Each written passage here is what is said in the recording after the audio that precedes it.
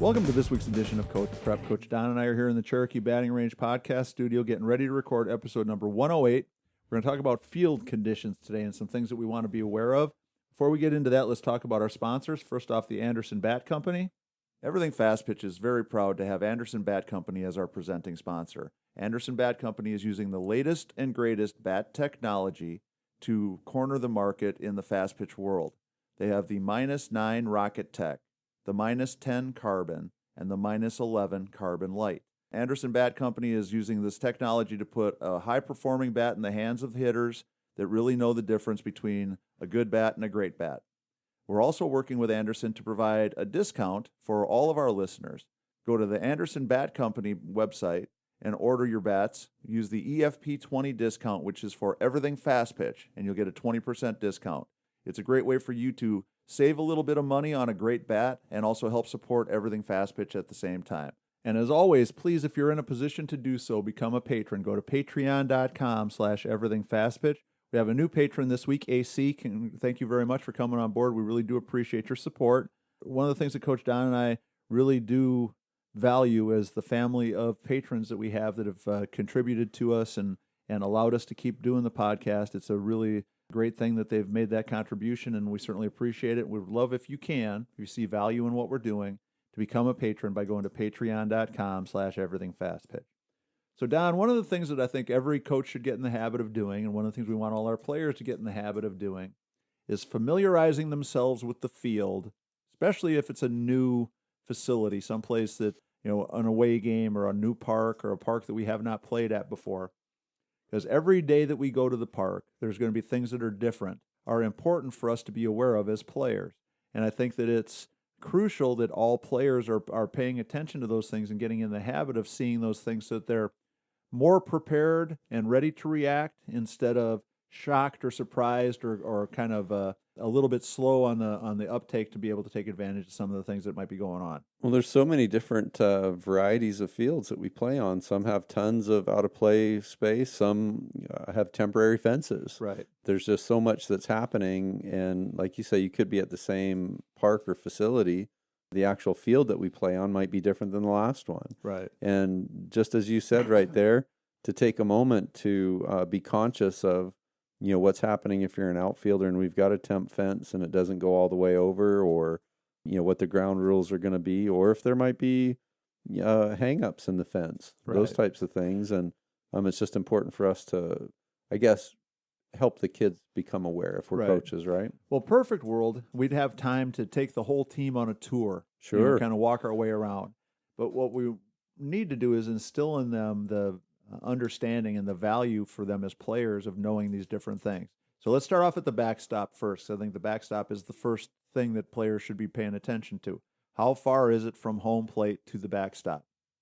If it's 40 feet, is a whole lot different for what would happen to me as a base runner versus if it's 20 feet.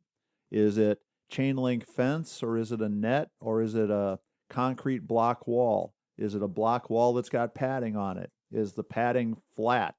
All those different things are important. And one of the things I've seen some players do at different times in my career is go out there with a softball and throw a couple off the backstop to see how the ball reacts. The catcher might want to know. Yep. Just get a feel for it.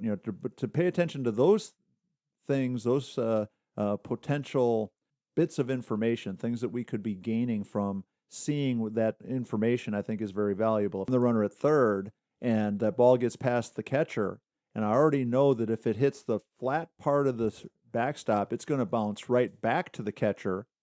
That's pretty important for me to know, versus that if it hits the backstop, it's going to die in the netting, or it's going to bounce wildly, or it's going to take some crazy angle. It's going to make it really easy for me to advance to the next base. So all those things I think are important, and I think that's a great place to start. No, and I think, too, we're going to be kind of picky about the things we talk about, but so many times the competitiveness of what we've done has been so high and so close that it only takes one thing for us to either overlook or not talk about or not cover for us to be losing a ball game instead of winning a ball game. Right. So all these things can add up to, just being one step better than your opponent, right? Right. So the next one after the backstop is how much area is there in foul territory? If you've got 10 feet between the foul line and the fence, or you've got 40 feet between the foul line and the fence. Might mean that a fast runner might be able to tag up and go to second on a pop-up that the catcher catches right in front of the backstop, which is a long way behind home plate. It might mean that a fast runner can tag up from second and go to third on a pop-up that's hit down in foul territory out behind first base because it's a long way. There's a lot of space. If there's an overthrow at first or third, and I know it's a long way to that fence, and I see where the players involved would be to back it up, I can read that very quickly and wait a second. It's a long way. I definitely got to advance to second, maybe even think about advancing to third. Turn the corner, right? Right. So the second area I think that we should always be paying attention to is foul territory and how big it is, how much space there is, and kind of what shape it's in too. If it's again, is it a chain link fence that looks like it's been beat up for 25 years? But paying attention to the foul territory and how much space there is and what kind of shape it's in. Next one is the warning track. So is there a warning track in foul territory, and is there a warning track on the outfield? So obviously that affects me both as a defensive player, as an outfielder, but also as to how the ball might react if it's hit and it ends up in foul territory on a warning track. And if it does, will it scoot down into the corner, or is it going to be easier for it to be backed up? Is it, for me as a defensive player, knowing the warning track and how far it is from the first step on the track to the fence, so I know how far I have and how much room I have to make a play?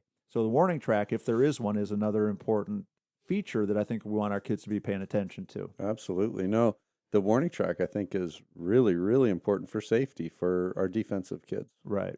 Yep. So the next one is, moving back into infield, is what are the batter's boxes like? Are you playing the seventh game today on the City Park field that started at 8 o'clock this morning? And the holes, I hate the trenches, Tori. The holes at home plate are so deep that if you hit a ball on the ground, you're going to have to climb out of the hole before you can start running. They put you where you have to stand in the trenches. I know. If you bunt, are you going to be able to get out of the box and run enough to actually base hit bunt? Those kinds of things. How soft is it right out in front of home plate? There's a couple places that we've played at as college teams. It's as firm as the parking lot, right? Yeah, no. When we played at UGA, and I understand why they did it. They had kids that really hit the ball hard.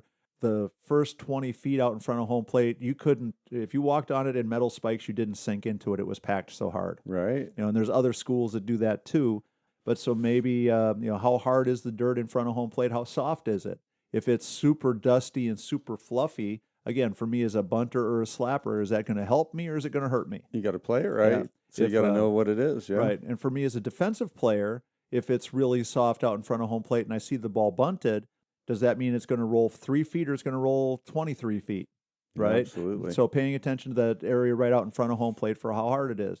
We've already talked about 4 things that are really valuable and important knowledge-wise for the kids that I think are going to make a big difference. So now let's talk about around the bases. How big is the trench in front of each base where people have been leading off and diving back all day? Is that going to affect me as a base runner? Is it going to make it harder for me or easier for me? How soft is it when I take my lead off at first base? Am I going to slip and slide? I was going to say, and as you're talking about the bases and base paths, how many times have you went and kicked a bag and it be loose or not really tight? Right. Has some wobble to it. So when you hit it, are you playing in a sanction that uses the safety base at first base? It's another very simple thing, but it can change how things are happening. If I'm the first baseman and I know that I've got the orange base to use on a dropped third strike, then that gives me, some comfort knowing that I can. It makes me think about the rule to make sure that I know I can slide over and put my foot on the orange base to make a play on a dropped third strike. Might be, the coaches meeting there, right? So those kinds of things, again, are valuable. But again, how soft and slippery is the infield? We haven't even talked about, has it rained yet? Is it wet? But heading out onto the grass, how tall is the grass? So if the grass is, over the top of my shoes, it's ankle high, and I'm an outfielder, well, then that tells me about how fast the ball is going to go through the grass. It seems a lot of times, Tori, when we played up north, too, that the grass is a lot deeper. And Would thicker. you say that's true? Yeah, and thicker. Down here in the south, we got that Bermuda that we cut nice and short. Tight. And up there in Wisconsin, we had that old Kentucky bluegrass that was about 4 inches high. But again, from a defensive standpoint, if I'm the outfielder and I'm playing on a field that's got really slow grass, it changes the angles that I need to take to get to a ball that's in the gap. but it also changes how fast I can get to a ground ball if I'm going to try to throw somebody out. How about the lip, too? Have you ever seen a hard ground ball, really low ground ball, take a monster jump when it hits that lip? Well, there's a really famous tournament that happens out in Colorado that many, many people play in. I won't identify which one, but there's one that plays on really beautiful fields that are really well maintained, and another one that plays on some older, slightly less well maintained facilities.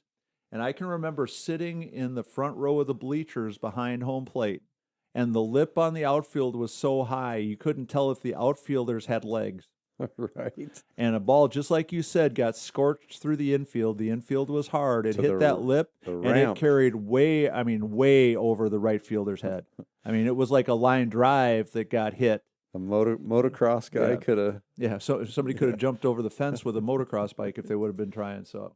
But those kinds of things, again, information that is useful. If I'm the outfielder, I would like to know that ball could hit that ramp and jump over my head. Or again, I might want to be thinking about it from a base runner's perspective, is not assuming anything's an easy out or a play that's going to be easily made. If I'm running with 2 outs, I'm going to be going hard on a ground ball anywhere in the infield because it could take a crazy hop. It could end up being that big hit that I can score on.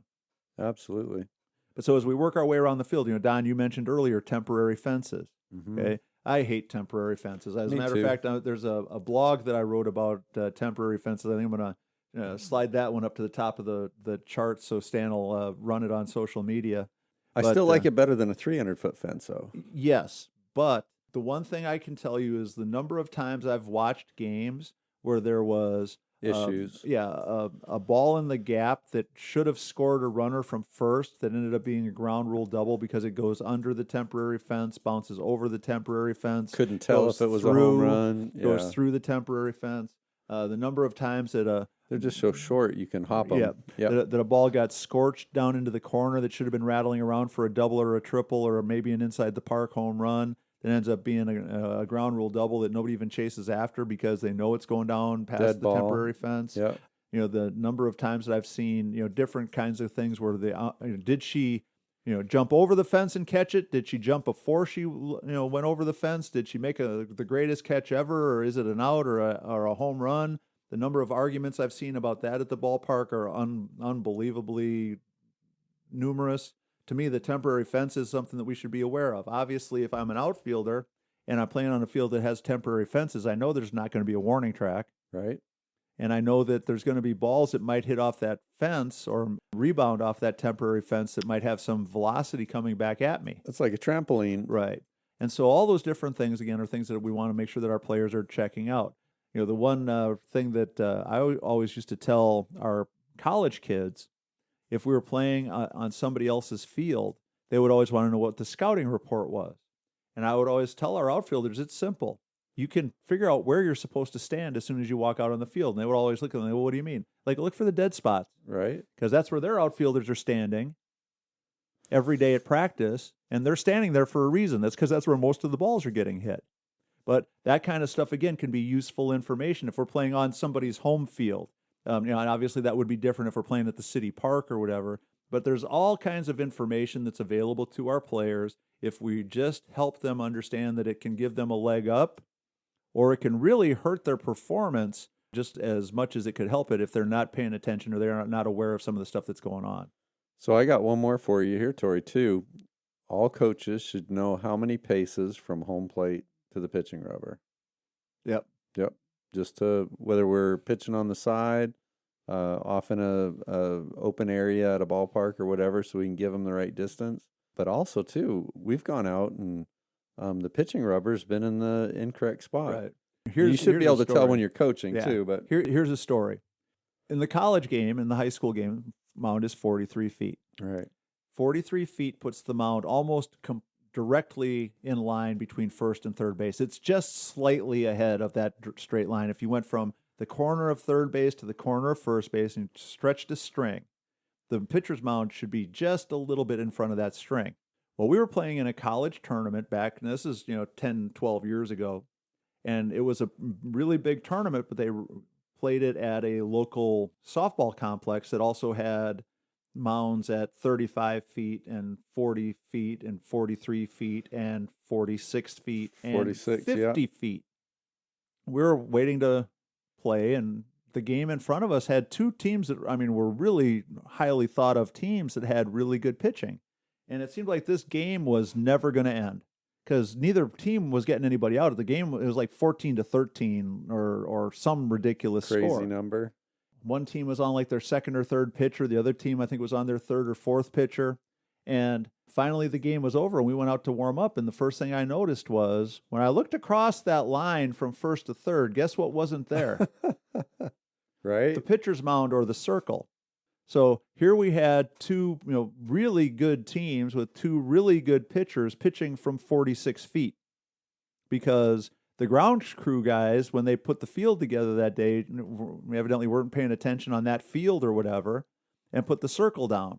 I don't know. Yeah, sometimes they're just putting lines out there. Yeah. And of course, after it was over, and I noticed it, and I complained right away. So we're not starting this game until we get this right. And the umpires start off with, well, it's the same for both teams, so let's go. I said, no, we are not going to just go. We're not going to pretend like it's okay. I said, either we're going to get a shovel out here and we're going to dig this mound out and move it forward, or we're going to, figure out what the problem was. And the 43-foot mound was in the ground.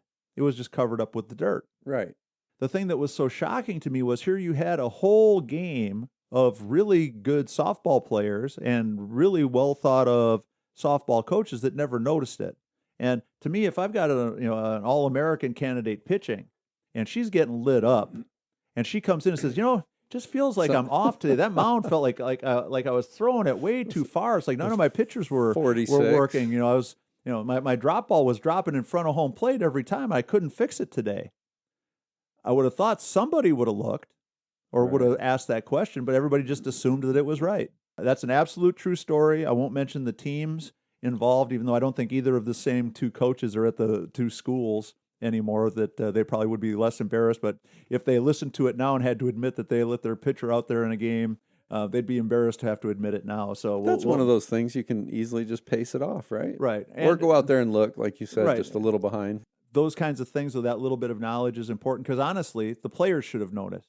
They should have been able to figure it out right away and said, okay, something's not right here. They might not have known for sure exactly what it was, but if they're going through this checklist of stuff like we're talking about, catchers and pitchers should be able to pace it. Yeah, and again, so we want to have the knowledge and the confidence of being able to play, thinking that we have an advantage on every field instead of a disadvantage. And obviously, the home field advantage is always going to be better for the people that are there practicing and playing every day. But if it's two teams that show up at City Park X on Saturday morning to play in a tournament, and neither one of them has ever been there before, the team that spends a few minutes walking it, figuring it out, and learning those things is going to have a leg up. Slow pitch is 65 feet, too, for the base path, right? Or 70. Sidebar, I also got a recruiting video once of a kid who was trying to tell me how fast she was, but I noticed on the video that you could see the tags hanging on the fence behind where they had 50, 60, 65, and 70 so that the grounds crew knew which place to put the base in. Right. I don't think she was expecting that I was going to be able to see that she was running to a 50-foot base, but that's a whole nother story for another day. The stopwatch. Yeah, but dang, she was fast. But anyhow, so that's going to wrap up number 108. Make sure you're paying attention to the field conditions. There's a lot of information that can give you your kids and your team a big advantage next time you play. As always, please check out fastpitchprep.com. The website's got the link for you to order your Square Cuts training discs, also has access to the blogs and the YouTube library. And as always, send us your suggestions, ideas, and thoughts to everythingfastpitch@gmail.com or fastpitchprep@gmail.com. And Coach Don and I will be happy to talk about whatever comes up. So for Coach Don McKinley and our producer, Stan Lewis, this is Coach Torrey saying thanks for listening. We'll talk to you again next week.